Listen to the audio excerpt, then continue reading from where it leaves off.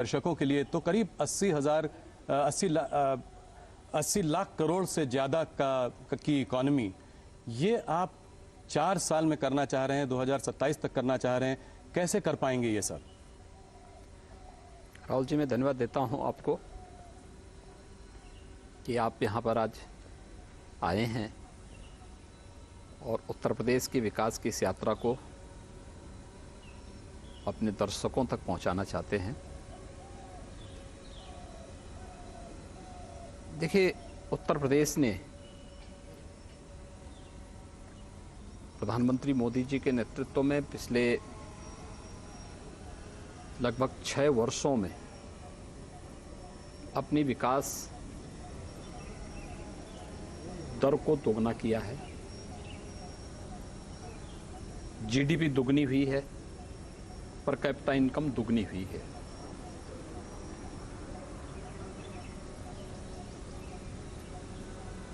Uttar Pradesh $1 trillion की economy बने हैं।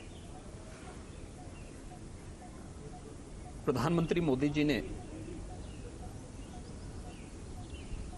पहले जो यूपी का जो फर्स्ट इन्वेस्टर समिट था फरवरी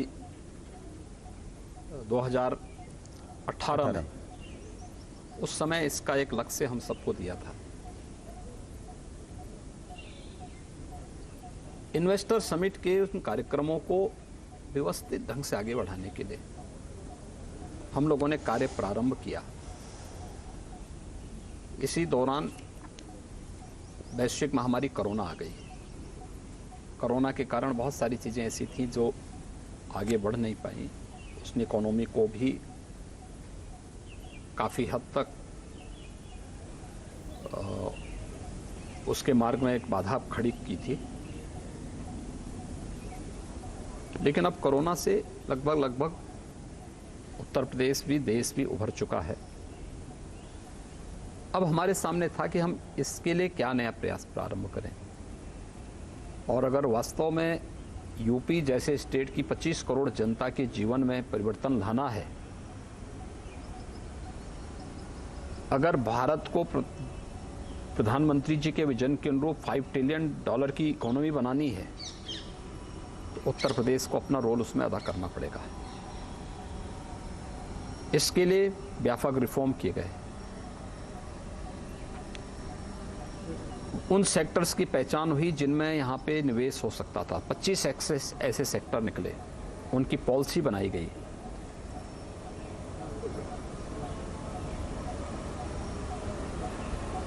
इन सभी कार्यक्रमों को आगे बढ़ाने के अलावा टीम्स भेजी गई दुनिया के बड़े देशों में, देश के बड़े महानगरों में। और आज मुझे इस बात की संतुष्टि है कि जब ग्लोबल इन्वेस्टर समिट की नज़दीक तिथि आ रही है, तो उत्तर प्रदेश में हम लोग उत्तर प्रदेश की जीडीपी से अधिक निवेश के प्रस्ताव लाने में सफल हो जाएंगे। और उत्तर प्रदेश जो अनंत संभावना वाला प्रदेश है, जिसमें केवल औद्योगिक निवेश ही नहीं, बल्कि हमारे पास तो एग्रीकल्चर के फील्ड में भी बहुत बड़ा स्कोप है, एमएसएमई के फील्ड में है, हमारे पास अपना मैन पावर है, बहुत अच्छा मैन पावर हमारे पास है। ये सभी कार्यक्रम हम बहुत अच्छे ढंग से आगे बढ़ाने में सफल होंगे। कितना निवेश ला पाएंगे आप, क्या अनुमान है? देखिए, मैंने कहा ना कि ये जो ग्लोबल इन्वेस्टर समिट होने जा रहा है जी, इसमें हम लोग उत्तर प्रदेश की जीडीपी से ज़्यादा निवेश लाने में सफल होंगे। ये तो बहुत बड़ा नंबर है। एक चीज़ ये बताएं कि 4 साल में अगर आपको ये लक्ष्य हासिल करना है, एक $1 ट्रिलियन इकोनॉमी का, तो आपको 4 गुना आज की इकोनॉमी को करना पड़ेगा, अर्थात करीब 25% की रेट से ग्रो करना होगा। आज हमारा देश 6-7% की रेट से ग्रो कर रहा है। आने वाले समय में भी अनुमान है कि 7-8% अगर रिफॉर्म्स चलते रहे तो उस रेट से ग्रो। तो उत्तर प्रदेश ये ब्रेकआउट ग्रोथ कैसे कर पाएगा? देखिए, उत्तर प्रदेश की अगर ओवरऑल विकास दर आप देखेंगे तो 13 से 14 के बीच में चल रही है, जो दुनिया के अंदर मंदी का दौर चला है, इसको देखेंगे, उसमें से अगर इसको भी माइनस करेंगे तो भी हमारी 8% की इस समय ग्रोथ रेट है। लेकिन मेरा ये मानना है कि यूपी में केवल औद्योगिक निवेश की ही संभावना नहीं है, उत्तर प्रदेश के अन्य सेक्टर्स भी हैं। खासतौर पर देश का सबसे फर्टाइल लैंड हमारे पास है। 11% देश की कृषि भूमि में 20% से अधिक खाद्यान्न उत्पादन यूपी करता है। मेरा मानना है कि अभी इसमें हम लोग थोड़ा और प्रयास करेंगे तो 8.5% की कृषि विकास दर को हम डबल डिजिट में पहुंचाने में सफल होंगे। और इस दिशा में पिछले 9 वर्ष के अंदर भारत सरकार के स्तर पर और पिछले 6 वर्ष के अंदर राज्य सरकार के स्तर पर जो प्रयास प्रारंभ हुए हैं उसके परिणाम आते हुए दिखाई देंगे। इसके अलावा यूपी का जो परंपरागत उद्यम था एमएसएमई का, 96 लाख एमएसएमई यूनिट यूपी के पास मौजूद हैं। सरकार ने उसको थोड़ा प्रोत्साहित किया, थोड़ा पुशअप किया। परिणाम है उसने यूपी के एक्सपोर्ट को दुगने से अधिक कर दिया। रोजगार की अनंत संभावनाओं वाला फील्ड है हमारे पास। इस पे हम थोड़ा प्रयास प्रारंभ करें, यह यूपी के विकास दर को और आगे बढ़ाने में मदद करेगा। तीसरा, यूपी के पास जो इंफ्रास्ट्रक्चर है एनसीआर से सटा हुआ है, जुड़ा हुआ है, लेकिन ईस्टर्न पार्ट को जोड़ने के लिए, बुंदेलखंड को जोड़ने के लिए, वेस्टर्न, ईस्टर्न और सेंट्रल पार्ट को जोड़ने के लिए जो कनेक्टिविटी है, एयरपोर्ट्स के निर्माण जो पिछले 6 वर्ष के अंदर यूपी के अंदर हुए हैं जी। या इंटरस्टेट कनेक्टिविटी जिस प्रकार से उसका स्ट्रेंथन हुआ है, लैंड लॉक्ड स्टेट से हट करके आज हमारे पास पूर्वी बंदरगाह से जुड़ने के लिए देश का वाटरवे नंबर 1 आज यूपी के पास मौजूद है। एक्सप्रेस हाईवे का जो जाल यूपी के अंदर पिछले 6-7 वर्षों के अंदर बिछा है, ये सभी चीज़ें यूपी की इकोनॉमी को समयबद्ध तरीके से आगे बढ़ाने और अपने लक्ष्य को प्राप्त करने का एक अवसर देता है। अगले 4 साल में आपको क्या लगता है कितनी नौकरियां दे पाएंगे आप यहाँ पे? ये एक देखिए, मुद्दा भी रहा है पहले। अभी हम लोगों ने पिछले 6 वर्ष के अंदर 5 लाख से अधिक सरकारी नौकरी दी। जी। एमएसएमई और विश्वकर्मा श्रम सम्मान के माध्यम से हम लोगों ने प्रदेश के अंदर 1,61,000 से अधिक यूथ को उसके साथ जोड़ने में हमें मदद मिली। प्रदेश के अंदर प्रधानमंत्री मुद्रा योजना और मुख्यमंत्री युवा स्वरोजगार योजना और अन्य तमाम योजनाओं के माध्यम से हम लोग 60 लाख से अधिक व्यापारी और उद्यमियों को आर्थिक स्वावलंबन के साथ जोड़ने में हमें मदद मिली। यह हमारे पिछले 5-6 वर्षों का है। अगले 6 वर्ष के अंदर जिस प्रकार से लोगों ने और दुनिया के उद्यमी और निवेशकों ने यूपी में रुचि ली है, अगर इन सब के परिणाम अगर आप देखेंगे तो मेरा ये मानना है कि यूपी लाखों नौजवानों को नौकरी की सुविधा यहाँ पर देने में सफल होगा। एक आंकड़ा दीजिए, अगले 4 साल में जैसे जैसे $1 ट्रिलियन की तरफ बढ़ेंगे तो कितनी प्राइवेट सेक्टर नौकरियां क्रिएट हो सकती हैं? देखिए, मैंने कहा ना, ये अभी मैंने एक सेक्टर की मैं बात कर रहा हूँ, लेकिन हमारे पास अभी एमओयू चल रहे हैं, बड़े पैमाने पे लोगों ने रुचि ली है। एमओयू की प्रकृति और इन सब को लेकर के 10 फरवरी को हम इसकी घोषणा भी करेंगे कि अगले 2 साल 4 साल के अंदर हम कितने निवेश को कितने समय के अंदर करवाने में सफल होंगे और कितने युवाओं के लिए नौकरी और रोजगार की संभावनाओं को भी हम जमीनी धरातल पर लाने में सफल होंगे, इसकी भी घोषणा होगी। लेकिन मैं कह सकता हूँ लाखों की संख्या होगी। पहले देखा गया है 2018-2019 में भी आपने इन्वेस्टर समिट किया, उसमें भी काफ़ी एमओयू साइन हुए, जैसे कि 4.5 लाख करोड़ के एमओयू साइन हुए। तो इसमें कन्वर्जन कितना हुआ, मतलब कितना निवेश आया? देखिए, मैंने तब भी कहा था कि यूपी में हम उतना निवेश करवाने में सफल होंगे, उतना हम लोग एमओयू कराएंगे जितना यूपी की वार्षिक बजट होगा। 4,28,000 का हमारा वार्षिक बजट उस समय था जी। हमारे पास 4,68,000 करोड़ रुपए के प्रस्ताव आए थे। और मुझे प्रसन्नता है कि कोविड-19 के बावजूद हम लोग लगभग 4 लाख करोड़ के निवेश प्रस्तावों को जमीनी धरातल पर उतारने में सफल हुए। 4 लाख करोड़ 4 लाख करोड़ से अधिक के। इसमें बहुत सारी यूनिट तो अब प्रोडक्शन भी शुरू कर दी है। अगर आप देखेंगे, आपके मथुरा में पेप्सिको का जी जो कारखाना लगा है, जो यूनिट लगी है, लगभग 1200 करोड़ रुपए की लागत से, और बहुत अच्छा उसने उत्पादन शुरू किया वहाँ पे। यूनिलीवर का हमीरपुर में, जी। ऐसे ही डाटा सेंटर आपके ग्रेटर नोएडा में लग चुका है। ऐसे ही आपका जो है सैमसंग का डिस्प्ले यूनिट, ये पहली बार देश की फर्स्ट यूनिट थी। ऐसे हजारों यूनिट यूपी के अंदर अपना प्रोडक्शन भी शुरू कर चुकी है। कौन कौन से सेक्टर्स में आप देख रहे हैं कि निवेश आएगा, इन्वेस्टमेंट आएगा? देखिए, सभी 75 जो 25 के 25 सेक्टर हम लोगों ने तय किए थे, सभी में प्रस्ताव प्राप्त हुए हैं। खासतौर पर अगर आप देखेंगे तो औद्योगिक विकास के साथ साथ यूपी के अंदर इलेक्ट्रिक व्हीकल के उसमें आईटी और आईटीएमएस के क्षेत्र में भी काफ़ी प्रस्ताव प्राप्त हुए हैं। फूड प्रोसेसिंग के क्षेत्र में प्राप्त हुए हैं। अलग अलग जो 25 बायोफ्यूल के लिए हुए हैं, रिन्यूएबल एनर्जी के उसमें हुए हैं, बहुत सारे सेक्टर हैं। उन सभी 25 सेक्टर्स में ये थोड़ा मुझे वाइब्रेंट गुजरात की याद दिलाता है। आप लगता है कि उस मॉडल से कुछ प्रभावित हैं? कुछ मोदी जी का इसमें इनपुट, कुछ टिप्स वगैरह उनसे लिए? कुछ देखिए, सारी प्रेरणा प्रधानमंत्री मोदी जी की है, और इन सब बातों को लेकर के हम राज्यों के साथ भी अपने अनुभव को शेयर करते हैं, उनकी पॉलिसीज को भी देखते हैं कि इन राज्यों ने कहाँ पर क्या अच्छा किया है, और फिर उसके अनुरूप फिर अपनी पॉलिसी भी तैयार करते हैं।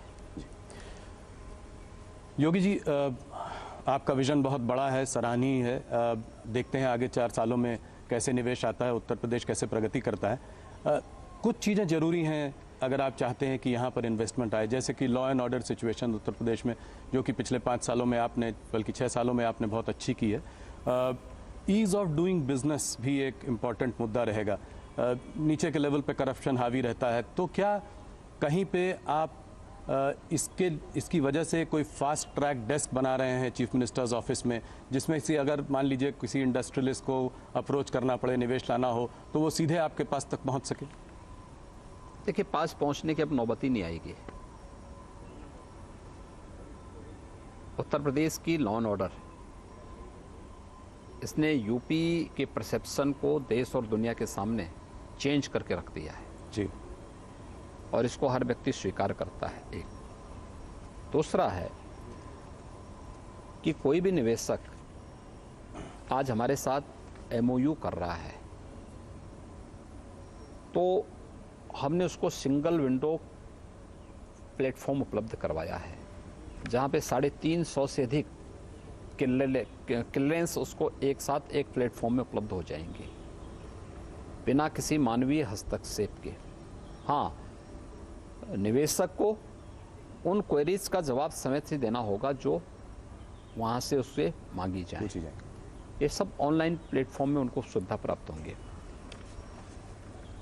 एमओयू पूरा होने के बाद जब निवेश ज़मीनी धरातल पर उतारने की बात आती है, तो उसकी मॉनिटरिंग के लिए भी निवेश सारथी एक नया पोर्टल उनका इंतजार कर रहा है।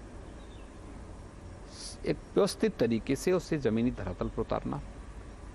निवेश ज़मीनी धरातल पर उतर हो चुका है, तो आईएमएस इंसेंटिव मॉनिटरिंग सिस्टम से वो स्वयं जुड़ जाएगा। कब कब शासन का इंसेंटिव निवेशक को जाना है, ये सब ऑटो मोड में सब होता हुआ दिखाई देगा। ये 3 प्लेटफॉर्म हम लोगों ने उपलब्ध कराए हैं हर एक निवेशक के लिए, और मेरा मानना है कि ये किसी भी प्रकार की मानवीय हस्तक्षेप से मुक्त सीएम कार्यालय इन सब की मॉनिटरिंग स्वयं करेगा। तो आप इस पर खुद एक नज़र बनाए हुए हैं, खुद देख रहे हैं इसको? योगी जी, इस बार बहुत हल्ला था कि आप वर्ल्ड इकोनॉमिक फोरम पे जाने वाले हैं, आखिरी में आपने जाने का इरादा बदल दिया, ऐसा क्यों? देखिए, मेरी यहाँ व्यस्तता थी हमारे सामने उसी समय। देखिए, अगर मेरा ये कार्यक्रम जो है किसी एक उसके साथ बनता, जो है नवंबर में अगर दुनिया में हमारी टीम गई होती तो हम लोग उस समय अपनी उस टीम के साथ, उस समय मेरा भी कार्यक्रम एक बार कुछ जगह जाने का था। उसी समय कुछ राज्यों में इलेक्शन आने के नाते, अब उत्तर प्रदेश में उपचुनाव आने के नाते हम लोग कार्यक्रम नहीं दे पाए, मैं जा नहीं पाया। बाद में ग्लोबल इन्वेस्टर समिट और G20 से संबंधित समिट एक साथ आ गई, तो मेरी यहाँ लोकल व्यस्तता के नाते मैं फिर वहाँ के लिए समय नहीं निकाल पाया। लेकिन मेरा ये मानना है कि वैश्विक मंच पर उत्तर प्रदेश को जो समर्थन मिला वह बहुत उत्साहजनक था। योगी जी, थोड़ा सा ग्लोबल इन्वेस्टर समिट से हटते हैं और मुद्दों पर चर्चा करते हैं। मुझको अभी गुजरात के चुनाव के पहले अमित शाह जी ने अपने इंटरव्यू में कहा था कि टिकट कटवाने का इंतज़ाम कर लीजिए, 1 जनवरी को जाकर रामलला के दर्शन करने अयोध्या में। तो क्या जनवरी 1 के बाद सब लोग रामलला के दर्शन अयोध्या में जाकर कर पाएंगे? क्या आप अपने टाइमलाइन पे प्रतिबद्ध हैं? देखिए, मंदिर अपने समयबद्ध तरीके से आगे बढ़ चुका है और जो टाइमलाइन दी गई है उसके अनुरूप वहाँ पे मंदिर का निर्माण भी होगा और रामलला समय से अपने मंदिर में विराजमान भी होंगे। ये देश के लिए, दुनिया के लिए एक बहुत गौरव का दिन होगा जिस दिन रामलला सैकड़ों वर्षों के बाद अपने मंदिर में विराजमान होंगे। जी, तो इसमें 1 तारीख से दर्शन शुरू हो जाएंगे, जैसा कि उसके बाद से जब भी जो भी कार्यक्रम मंदिर ट्रस्ट तय करेगा उसके अनुरूप सारे कार्यक्रम आगे बढ़ेंगे। एक विवाद पिछले कुछ दिनों में, कुछ महीनों में जो चला है वो है रामचरितमानस का विवाद, और ऑपोजिशन जो है इस पर काफ़ी हावी है, इस पर चर्चा करती जा रही है। आपका क्या मत है इस पर? आप इसको कैसे देखते हैं? देखिए, जब भी उत्तर प्रदेश के अंदर विकास के किसी बड़े प्रोजेक्ट को लेकर के, बड़ी योजना को लेकर के, बड़े कार्यक्रम को लेकर के हम लोग आते हैं, तो जिन लोगों ने विकास के बारे में कभी सोचा ही नहीं, जिनकी डेवलपमेंट की कोई सोच नहीं है, जो विकास नहीं बल्कि विभाजन पर विश्वास करते हैं, तो वे लोग इस प्रकार की कोई ना कोई बयानबाजी अपना शुरू कर देते हैं। उत्तर प्रदेश के अंदर ग्लोबल इन्वेस्टर समिट एक बड़ा आयोजन है और इसके साथ ही G20 का समिट, यह उत्तर प्रदेश के लिए भी और देश के लिए भी एक अवसर है जब वैश्विक मंच पर हम लोग अपनी छवि को, अपने सामर्थ्य को प्रस्तुत करने का एक अवसर हमें प्राप्त होगा। तो विकास और इस प्रकार के अवसर से ध्यान हटाने के लिए यह इस प्रकार की बयानबाजी है, इसके पीछे कोई अन्य हेतु नहीं। अब जैसे कि काफ़ी सारे, मायावती जी ने कहा कि सबसे बड़ा कॉन्स्टिट्यूशन हमारे लिए सबसे बड़ा है, रामचरितमानस नहीं। आपके अखिलेश जी ने कहा कि हमारा अंबेडकर जी ही हमारा धर्म है। फिर अब वो कह रहे हैं मैं भी शूद्र हूँ, और वो आपसे ये सवाल जो है सदन में पूछना भी चाहते हैं। तो इन सबको आप क्या जवाब देंगे? इससे सीधा साधा जवाब क्या है? सदन में जब प्रश्न आएगा तो प्रश्न का जवाब भी उसी प्रकार का सीधा जवाब सदन में उसका मिलेगा। जो क्या है? मैं कह रहा हूँ, जब सदन में प्रश्न आएंगे, जहाँ से प्रश्न आएगा वहाँ से उसका जवाब भी देंगे। जी, ये रामचरितमानस को उत्तर प्रदेश में जो राम जन्म की भूमि भी है, यहाँ पर उसको जलाया जा रहा है। इसको आप कैसे देखते हैं? क्या आप इस पर कड़ी कार्रवाई करेंगे? क्या जो लोग ये कर रहे हैं? कार्रवाई हो चुकी है जी। और रामचरितमानस एक पवित्र ग्रंथ है, समाज को जोड़ने वाला ग्रंथ है, और रामचरितमानस के प्रति सनातन आस्था जी उत्तर भारत के हर घर में सुंदरकांड के पाठ होते हैं किसी भी मांगलिक कार्यक्रम के अवसर पर। हमें ये नहीं भूलना चाहिए, हर सनातन धर्मावलंबी सुंदरकांड का पाठ कराता है। दूसरा, अक्टूबर से लेकर के सितंबर के अंत से लेकर के और दिसंबर के प्रारंभ तक उत्तर भारत के हर गांव में रामलीलाओं के मंचन होते हैं। रामलीलाओं का मंचन की शुरुआत भी संत तुलसीदास जी ने की थी। रामलीलाएं पूरे गांवों को जोड़ती हैं और जिन लोगों को रामचरितमानस के इस भाव के बारे में जानकारी होती ना, वे लोग इस प्रकार के प्रश्न नहीं उठाते। आखिर उसी रामचरितमानस में निषाद राज का भी चित्रण है और उसी रामचरितमानस में सबरी का भी चित्रण है जी। तो बुद्धि का फेर है। पर राजनीति में बैकवर्ड वोट्स को गैल्वेनाइज करने का एक ये तरीका भी हो सकता है। देखिए, उत्तर प्रदेश की जनता बहुत विभाजन झेल चुकी है और विभाजन के कारण पहचान का संकट भी देख चुकी है। उत्तर प्रदेश की जनता अब बार बार विभाजनकारी ताकतों को ठुकराई है। 14 में ठुकराया, 17 में ठुकराया, 19 में ठुकराया और 22 में भी जवाब दे चुकी है जी। इसलिए अब कोई गुंजाइश नहीं बची है। वो लोग कितना भी माथापच्ची कर लें, उसके लिए कोई गुंजाइश नहीं बची है। आपने तमाम चुनाव की बात की, तो 2014 में 71 सीट लेकर बीजेपी यहाँ आई थी, 2019 में 63 सीट, 2024 में आप कितनी सीट देखते हैं?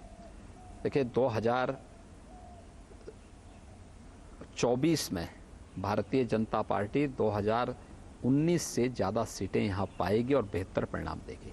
2014 की 71 सीट का रिकॉर्ड ब्रेक कर सकती है? मैंने कहा ना, बेहतर परिणाम हम यूपी से देंगे। अच्छा, तो ये कैसे आपको लगता है? मान लीजिए कि सारी पार्टियां साथ एकजुट हो जाएं और एक ही कैंडिडेट आपके खिलाफ खड़ा करें तो क्या होगा? ये 19 में हो चुका है। ऐसा है नहीं कि कोई नया हो रहा है, 19 में सब हो चुका है। ये सारा प्रयोग हो चुके हैं यूपी में। एक कास्ट सेंसस की डिमांड आई है जो कि काफ़ी प्रदेश देख भी रहे हैं, बिहार में काम शुरू भी हो गया है। यहाँ पे उत्तर प्रदेश में अभी तक कुछ इस पर वो नहीं हुई। आप इसको कैसे देखते हैं, क्या करेंगे आप? ये सेंसस की कार्रवाई राज्य सरकार नहीं कराती, भारत जनगणना आयोग कराता है और जो भी उनकी अपनी गाइडलाइन होगी, जो भी उनके कार्यक्रम होंगे, राज्य सरकार उसके अनुसार चलेगी और राज्य सरकार उसी आधार पर अपने कार्यक्रम का। पर क्या आप उसके सपोर्ट में हैं? मैंने कहा ना, जो भी भारत सरकार तय करेगी और जनगणना आयोग तय करेगा, हम उसके साथ में हैं। आपके डिप्टी सीएम केशव मौर्य ने कहा है कि वो इसका समर्थन करते हैं, इस वजह से ही पूछा। किस संदर्भ में है, मेरी इस संबंध पर चर्चा नहीं हो पाई। आने वाले समय में कुछ इम्पोर्टेंट राज्य के चुनाव आने वाले हैं और मैं ये सवाल आपसे इसलिए पूछ रहा हूँ क्योंकि आप स्टार कैंपेनर हैं, आप अलग अलग प्रदेशों में जाते हैं भारतीय जनता पार्टी के लिए कैंपेन करने। तो आप कर्नाटका में, मध्य प्रदेश में, राजस्थान में और छत्तीसगढ़ में जो चार बड़े प्रदेशों में जो चुनाव हो रहा है, इसमें आप भारतीय जनता पार्टी के प्रोस्पेक्ट्स को कैसे देखते हैं? देखिए, भारतीय जनता पार्टी की जहां भी सरकारें हैं, उन्होंने बहुत अच्छा प्रदर्शन किया है। बिना भेदभाव के योजनाओं का लाभ समाज के हर तबके तक पहुंचाया है। दूसरा, भारतीय जनता पार्टी का मतलब डबल इंजन की सरकार। तब शासन की गति मीटर गेज की नहीं होती, बुलेट ट्रेन की होती है और यह भारतीय जनता पार्टी शासित राज्यों में देखने को मिलता है। वहाँ विकास के कार्य हों, वहाँ पर लोक कल्याणकारी योजनाओं को जमीनी धरातल पर उतारने का हो या गरीब कल्याणकारी योजनाओं का लाभ हो, समाज के प्रत्येक तबके को बिना भेदभाव के प्राप्त होती हैं, हो रही हैं और ये चीज़ें हमें बहुत अच्छे ढंग से वहाँ देखने को मिलती है। कर्नाटका में थोड़ा बहुत ऑपोजिशन देखा जा रहा है कि कुछ समय से थोड़ी प्रबल है, जैसे कि कर्नाटका में भारतीय जनता पार्टी की सिचुएशन उतनी अच्छी नहीं लग रही है। राजस्थान में भी अशोक गहलोत मजबूत हैं, मध्य प्रदेश में कमलनाथ जी से कांटे की टक्कर की उम्मीद है, छत्तीसगढ़ में भूपेश बघेल जी की भी सरकार जो है काम कर रही है। तो इन सब के रहते आपको उम्मीद है कि क्या इन 4 राज्यों में भारतीय जनता पार्टी सरकार बना पाएगी? देखिए, कांग्रेस के कुशासन से देश उब चुकी है। राजस्थान हो या छत्तीसगढ़, दोनों जगह जनता में एक असुरक्षा का सा वातावरण है। डेवलपमेंट के कार्य बाधित हुए हैं। शासन की योजनाओं का लाभ ईमानदारी से समाज के प्रत्येक तबके को नहीं प्राप्त हो पा रही है। लेकिन इसके ठीक विपरीत अगर आप देखेंगे मध्य प्रदेश हो या कर्नाटक, विकास एक स्पीड पकड़ा है। और मैंने कहा ना कि जब सेंट्रल में जिस विचारधारा की सरकार है वही उसी पार्टी की सरकार राज्य में है, तो विकास की दर दुगनी होती है, कई गुना बढ़ती है। तो एक डबल इंजन की सरकार का लाभ न केवल इंफ्रास्ट्रक्चर में बल्कि विकास की हर योजना के साथ साथ लोक कल्याणकारी और गरीब कल्याणकारी योजनाओं के साथ भी जुड़ती हुई दिखाई देती है। और भारतीय जनता पार्टी शासित दोनों राज्यों में ये सब लाभ बहुत स्पष्ट रूप से देख सकते हैं। इससे जुड़ा हुआ सवाल है राहुल गांधी की भारत जोड़ो यात्रा। इस यात्रा का क्या असर पड़ा है पूरे देश में? क्या इससे राहुल जी की छवि में कोई अंतर पड़ा है? राहुल जी भारत जोड़ो की बात कर रहे हैं, उनका एक ये रहा है कि नफरत के बाजार में हमें एक मोहब्बत की दुकान खोलनी है, तो सीधा सीधा निशाना आप लोगों पर है ये कह कर कि आप लोग नफरत फैला रहे हैं। आप इसके बारे में क्या कहें? 1947 से क्या कर रहे हैं लोग? इस देश में जाति के आधार पर, मत और मजहब के आधार पर, क्षेत्र और भाषा के आधार पर ये विभाजन तो कांग्रेस की ही देन है। तो जो उन्हें विरासत में मिला है वही तो देश को दे रहे हैं, उन लोगों ने तो वही किया है, तो स्वाभाविक रूप से वही काम कर रहे हैं। देखिए राहुल जी जो हैं अपनी नकारात्मकता को छोड़ते ना तो उसका लाभ कांग्रेस को मिलता है, लेकिन नकारात्मकता उनकी सारी उपलब्धियों पे पानी फेर देती है। तो आपको लगता नहीं है कि भारत जोड़ो यात्रा का कुछ प्रदेशों पे कोई असर रहा है, जैसे कर्नाटका हो गया, हरियाणा हो गया, इन सब प्रदेशों पे कोई? देखिए किसी भी कार्यक्रम में भीड़ की उपस्थिति से आप उसकी सफलता को नहीं मान सकते। कॉमन मैन ने उसको किस रूप में लिया है, इसके अलावा और कितनी दूर तक, कितनी देर तक उसका इम्पैक्ट होगा, ये भी उस पर निर्भर करता है। उस पार्टी का अपना विषय, अपना एजेंडा होगा, अपना उसको करने के लिए पूरी तरह स्वतंत्र हैं, लेकिन उनको देश के सामने ये भी बताना चाहिए कि उसका उद्देश्य है क्या। अयोध्या में राम मंदिर का काम अब करीब करीब पूरा होने वाला है, तो अब अगला काशी और मथुरा को आप कैसे देखते हैं? मैं इसलिए सवाल पूछ रहा हूं क्योंकि अब ये सरकार यहाँ और 4 साल है, तो काशी मथुरा का आपकी सरकार का क्या रवैया रहेगा? देखिए काशी में आप देख रहे हैं, काशी में काशी विश्वनाथ धाम बन गया है जी। आज काशी एक नए कलेवर के रूप में पूरी दुनिया के आकर्षण का केंद्र बनी हुई है। और आदरणीय प्रधानमंत्री जी स्वयं काशी से देश की संसद में प्रतिनिधित्व करते हैं। जी।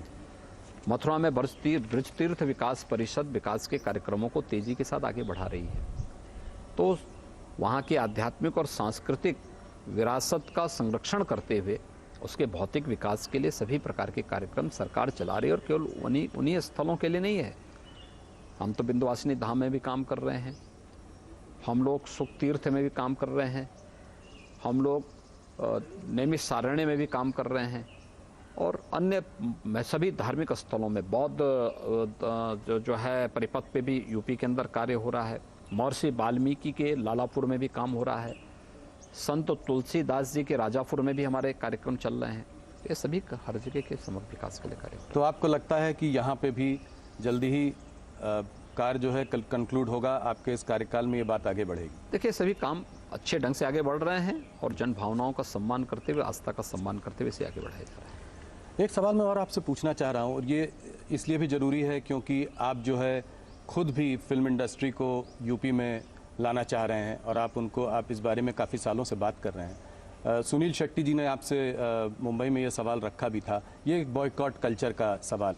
अब जैसे बेशरम रंग पठान जो फिल्म आई थी उसके चारों तरफ काफ़ी विवाद रहा, आप इसको कैसे देखते हैं, इस बॉयकॉट कल्चर को कैसे देखते हैं? आपकी क्या मैसेज है बॉलीवुड को? देखिए किसी भी कलाकार और साहित्यकार का या जिसके पास कोई विशिष्ट उसके पास कोई भी इस प्रकार की कोई उपलब्धि है तो उसका सम्मान होना चाहिए, और हम उन सभी का सम्मान करते हैं। उत्तर प्रदेश ने फिल्म के लिए अपनी पॉलिसी भी बनाई है और यहाँ पे बहुत सारी फिल्में, पहले की तुलना में ज़्यादा फिल्में यहाँ पर आज उनका निर्माण हो रहा है, उसके बारे में तमाम कार्यक्रम चल भी रहे हैं। हाँ, ये फिल्म डायरेक्टर को भी ध्यान रखना होगा कि कोई फिल्म बनाते समय भूलवश कोई घटना होती हो तो अलग विषय है, लेकिन जानबूझ करके कुछ इस प्रकार के सीन न दें जो कहीं विवाद को जन्म देते हैं और जन भावनाओं को आहत करते हो। नहीं, सही बात। एक और मुद्दा है जो कि जिस पर आपसे मैं सवाल पूछना चाह रहा था, सीधा सवाल है मेरा। Prohibition of unlawful religious conversion act जो है, उस पर आप लोगों की क्या प्रतिक्रिया है? मैंने देखा है कि यहाँ पे एक उसको सज़ा भी हुई है कन्वर्जन के लिए, काफ़ी सारे केसेस भी रजिस्टर हुए हैं, मगर मेरा एक लार्जर बड़ा सवाल है जो कि मैं आपसे अक्सर विवाद करता भी रहता हूँ कि इस कन्वर्जन की इस मुद्दे से आप लोग इतना जुड़े हुए क्यों हैं? ये तो रिलीजियस प्रैक्टिस, हम चाहे जो रिलीजन को प्रैक्टिस करना चाहें हम कर सकते हैं, तो ये कन्वर्जन का मुद्दा जो है इतना अहम क्यों? हर व्यक्ति को अपने अनुसार अपनी उपासना विधि चुनने का अधिकार है जी। इसमें किसी प्रकार का कोई बंधन भी नहीं है, लेकिन लोभ से, लालच से, छल छद्म से ये करने का किसी को अधिकार नहीं है। एक दूसरा, रिलीजियस डेमोग्राफी एक सच्चाई है, इसे भी हमें स्वीकार करना होगा। और अगर ये सच्चाई नहीं होती तो 1947 में देश का दुर्भाग्यपूर्ण विभाजन भी नहीं होता है। तो डेमोग्राफिक इम्बैलेंस को कैसे करेक्ट करेंगे? ये इसके लिए कोई लॉ लाने की बात है? हमारे यहाँ ऑलरेडी हमारे यहाँ एक्ट बन चुका है। हम 20 में एक एक्ट बना चुके हैं जी। यूपी गवर्नमेंट इस संबंध में अपना एक्ट बना चुकी है और उसको लागू भी कर चुकी है, उसी में सजा हो रही है। जिससे आपको लगता है कि आने वाले समय में ये डेमोग्राफिक इम्बैलेंस ठीक मैंने कहा ना, ये सभी चीज़ें हम लोग पहले से इसके बारे में सतर्क होकर के अपना कानून बना चुके हैं, हम उसको लागू भी कर चुके हैं। योगी जी, मैं आपसे इस बारे में भी पिछली बार पहले भी चर्चा कर चुका हूं। मैंने आपसे सवाल किया था कि आपका मुसलमानों से क्या रिश्ता है। मैं उसी सवाल को थोड़ा आगे ले जाना चाहता हूं कि मुसलमानों को आप कैसे जोड़ेंगे अपने साथ? मोदी जी भी आजकल कोशिश कर रहे हैं कि जो है पासमानदा मुसलमानों को जो है अपने साथ जोड़ा जाए। ये भी गरीब वर्ग है, पिछड़ा हुआ वर्ग है, इसको भी अपने संग जोड़ा जाए। तो आप इनको कैसे जोड़ेंगे? देखिए, किसी को जोड़ने के लिए व्यक्ति, जाति, मत और मजहब नहीं, बल्कि शासन की योजनाओं के माध्यम से उनके साथ सीधे संवाद का कार्यक्रम। और आज उत्तर प्रदेश की कानून व्यवस्था अच्छी हुई है, पर्व और त्यौहार शांतिपूर्ण तरीके से मनाए जा रहे हैं। अगर हिंदुओं के शांतिपूर्ण तरीके से कार्यक्रम हो रहे हैं तो मुसलमानों को भी शांतिपूर्ण तरीके से हो रहे हैं। आज सुरक्षा का एहसास, अगर हिंदू बेटी सुरक्षित है तो मुस्लिम बेटी भी सुरक्षित है। तो हर व्यक्ति को इन चीज़ों का लाभ मिल रहा है, उनको एहसास हो रहा है कि सुरक्षा और सुशासन का लाभ किस रूप में आगे मिल सकता है। ये चीज़ें उनको देखने को मिल रही, तो उसका लाभ सबको मिल रहा है और ये जुड़ने का सबसे अच्छा माध्यम। दूसरा, शासन की योजनाएं, कोई भी योजना हो, बिना भेदभाव के योजनाओं का लाभ उनको प्राप्त हो रहा है। ये नहीं पिक एंड चूज नहीं कि ये मेरा है, तेरा है, ये नहीं हो सकता है। जिस दिन लोकतंत्र की सबसे पवित्र भावना तुष्टीकरण नहीं है, लोकतंत्र की सबसे पवित्र भावना है कि समभाव से हम शासन की योजनाओं का लाभ सबको दें और सबका साथ, सबका विकास, सबका विश्वास और सबका प्रयास, यही लोकतंत्र का मूल भाव भी है और यही जोड़ने का एक आधार भी है। आरएसएस के मोहन भागवत जी ने कुछ दिनों पहले कहा था कि हिंदुस्तान में मुसलमानों को डर के रहने की ज़रूरत नहीं है, इस्लाम को यहाँ कोई थ्रेट भी नहीं है, मगर उनको अपना एटीट्यूड थोड़ा बदलना पड़ेगा। हम बड़े हैं, हम एक समय राजा थे, हम फिर से राजा बनना चाहते हैं, ये छोड़ना पड़ेगा। क्या आप इस बात से सहमत हैं? हाँ, माननीय सरसंघ चालक जी ने जो बात कही है एकदम सही परिप्रेक्ष्य में कही है। हमें तो भारतीय दृष्टिकोण को अपनाना पड़ेगा। अगर हम भारतीय हैं, हर नागरिक को जाति, मत और मजहब से ऊपर उठ करके पहले अपने को एक भारतीय नागरिक मानना पड़ेगा, अपने आप को। और भारत का दृष्टिकोण भी यही कहता है कि ये मेरा है, ये पराया है। ये तो छोटी बुद्धि के लोग करते हैं। विराट सोच वालों के लिए तो पूरी दुनिया ही एक परिवार है। तो सबको एक समग्र दृष्टि से देखने का प्रयास अगर हम करेंगे तो कहीं कोई विवाद ही नहीं होगा। जी।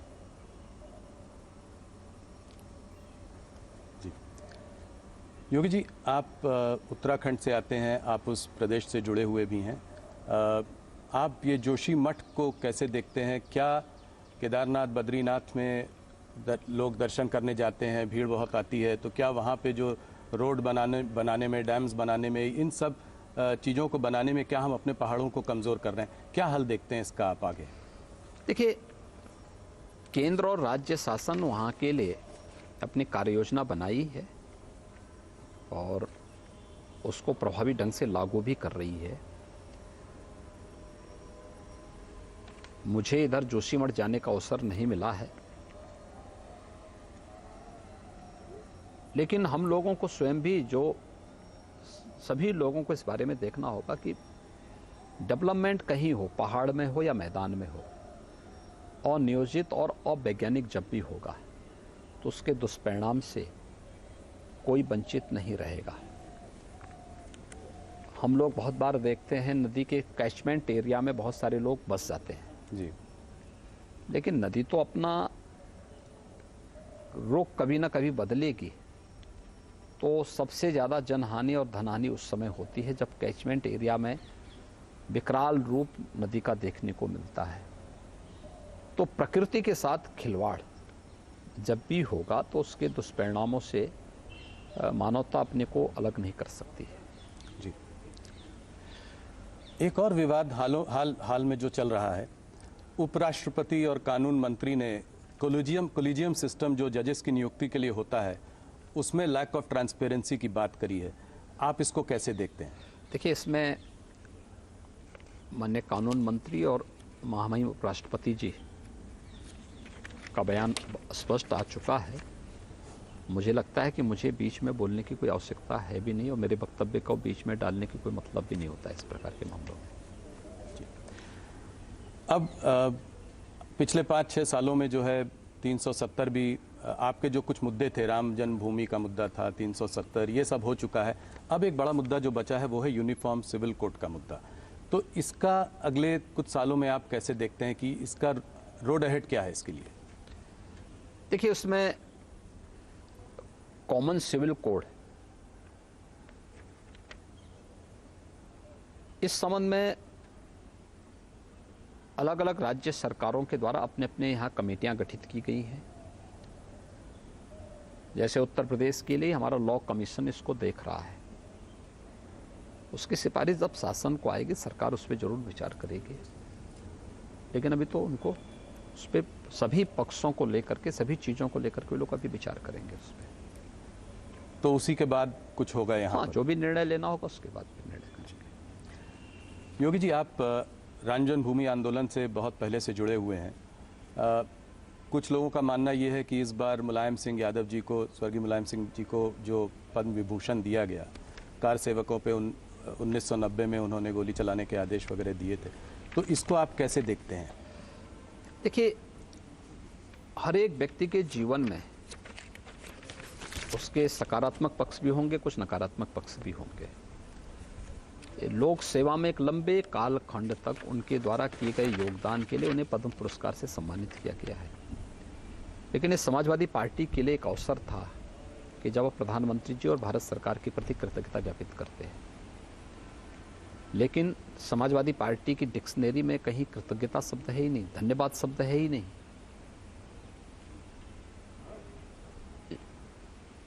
और वो इस प्रकार के सम्मान को पचा भी नहीं पाएंगे। इसलिए नहीं पचा पाएंगे क्योंकि जिन लोगों ने नेताजी को कभी सम्मान दिया ही नहीं, तो वे लोग तो टिप्पणी करेंगे ही करेंगे। लोग कहते हैं कि इसमें आप लोगों की भी यादव वोट बैंक पर नजर है, इसमें राजनीति का भी एक एंगल। ये वोट बैंक का नजरिया नहीं है, यह किसी एक फील्ड में कार्य करने वाले लोगों की उन कार्यक्रमों को एप्रिसिएट करके नई पीढ़ी को समाज सेवा के कार्यों के साथ जोड़ने के लिए एक नई प्रेरणा है। योगी जी, जैसा कि मैंने कहा कि इस बार एक आपका नया रुख देखने को मिल रहा है, तो आपकी मैनेजमेंट स्टाइल क्या है? आप नौकरशाही से, यहाँ पे कुछ लोग घबराते भी हैं आपसे, अलग अलग तरह की लोग बातें करते हैं कि आप स्ट्रिक्ट भी हैं, डिसिप्लिनेरियन भी हैं। आपकी मैनेजमेंट स्टाइल क्या है? कैसे इतने बड़े प्रदेश को इतने यहाँ से और इतना बड़ा विजन लेके आगे जा रहे हैं, तो कैसे आप काम करते हैं? संतुलन समाज और सरकार के बीच में, सरकार और प्रशासन के बीच में एक बेहतरीन संतुलन के माध्यम से भारत सरकार के कार्यक्रमों को यहाँ पे ईमानदारी के साथ लागू करने, और फिर इस संतुलन के साथ साथ पब्लिक इनपुट भी है, हर एक योजना के साथ लेते हुए कार्यक्रमों को आगे बढ़ाना। हम कोई योजना बनाएं, उसका केंद्र बिंदु कॉमन मैन होगा, जिससे शासन की योजना वहाँ तक हम ईमानदारी से पहुँचा सके, और हम उस कार्यक्रम को, ये हमारा ग्लोबल इन्वेस्टर समिट या शासन का कोई भी कार्यक्रम उसी को लेकर के आगे बढ़ता है। योगी जी, अक्सर आपको हिंदू सुप्रीमिस्ट या फासिस्ट वगैरह कहते हैं लोग, आपको कैसा लगता है जब आपके बारे में लोग? देखिए, मैं एक योगी हूँ जी। अब देखने का नज़रिया सबका अलग अलग होता है। जो चीज़ें मुझे अच्छी लगती होंगी, आवश्यक नहीं कि वो चीज़ें सबको अच्छी लगती होंगी, और मुझे अपनी बात थोपनी भी नहीं चाहिए किसी पे। तो अगर उनको ये लगता है तो मैं तो वही हूँ जो मैं हूँ, लोग मुझे जिस रूप में जानते हैं। योगी जी, लोग आपकी पूजा भी करते हैं, लोग आपको कोसते भी हैं। अगर इतिहास में आप अपने आप को कैसे देखना चाहेंगे? मैं इतिहास में नहीं जाना चाहता, मैं एक योगी के रूप में हूँ और योगी ही रहना चाहता हूँ। तो आप ऐसे ही लोगों को लोग चाहेंगे कि ऐसे ही लोग आपको याद रखें? मैं क्या कर रहा हूँ, क्यों याद रखने की बात ही नहीं आती। मैं योगी के रूप में काम कर रहा हूँ, एक योगी के रूप में ही अपना जीवन आगे बढ़ाना चाहता हूँ। आपने हम लोगों को इतना समय दिया, आपने अपने उत्तर प्रदेश के विजन को समझाया, आपका बहुत बहुत धन्यवाद। मैं कह रहा हूं कि मैं आज अपने सुबह कॉलीग से कह रहा था कि बुलडोजर बाबा से अब आप बिग बुल बाबा की तरफ जा रहे हैं, मतलब एक रिफॉर्मर, मॉडर्नाइजर, मार्केट्स की ओर भी आपकी एक नज़र है। धन्यवाद जी, बहुत बहुत धन्यवाद।